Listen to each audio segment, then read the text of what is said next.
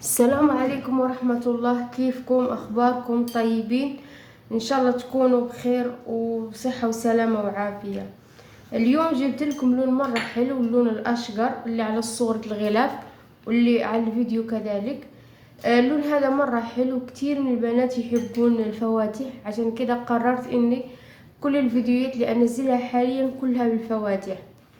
قبل ما أبدأ بالصبغة أتمنى منكم فضلا وليس أمرا أنكم تشاركوا في القناة وتفعلوا الجرس وتنشروها بين صديقاتكم وأحبابكم اللي يبغون يصبغون واللي يبغون يتعلمون، عشان تعم الفائدة على الجميع. بالنسبة للون هذا يا بنات عنده طريقتين، راح أقول الطريقة السهلة عشان ما تتلخبطون وعشان ما تصير حوسة ولخبطة. اللون هذا أول شيء لازم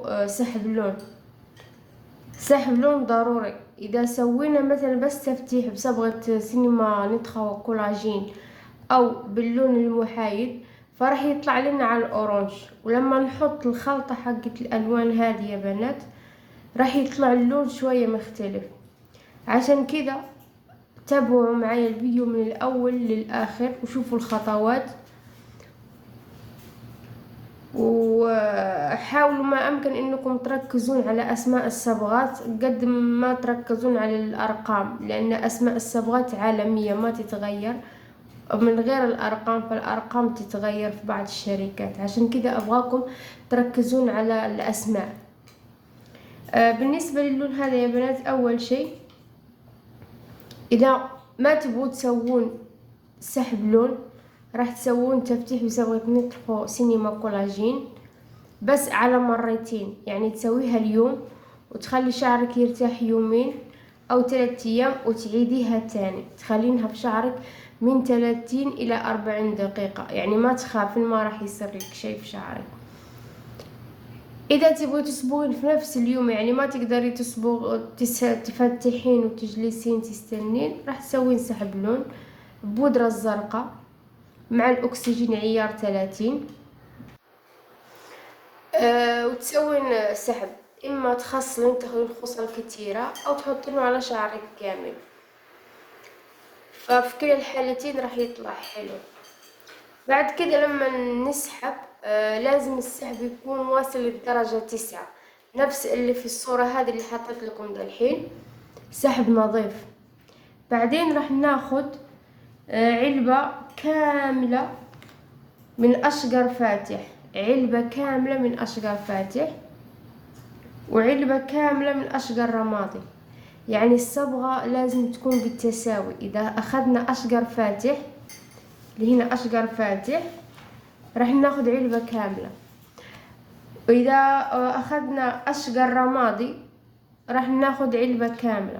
الأشقر رمادي معروف رقمه 7.1 في كل الشركات، والأشقر فاتح رقم 8 مع الأكسجين 30. أما إذا استخدمتوا الصبغات المحلية فاستخدموا نفس الأكسجين.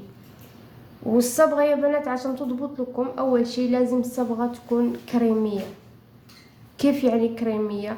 يعني مقاس الصبغة بمقاس الأكسجين. مثلا حطينا علبة كاملة من صبغة أشقر فاتح، راح ناخد العلبة الصغيرة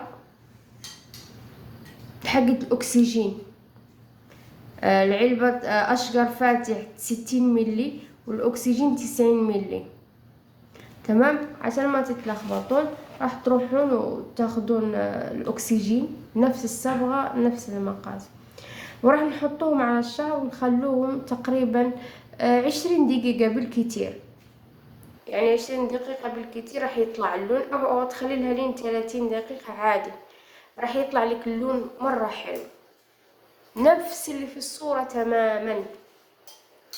وأتمنى أني ما أكون طولت عليكم في الفيديو هذا، ويا بنات فضلا وليس أمرا أنكم تنشروا القناة بين صديقاتكم، عشان أنا كذلك لما أشوف تفاعل منكم راح أحط لكم فيديوهات تاني بصبغات أجمل وأروع بدون سحب بدون شيء بس بالتفتيح، وإن شاء الله نكونوا وصلتكم المعلومة، وبالعافية عليكم اللون يا بنات.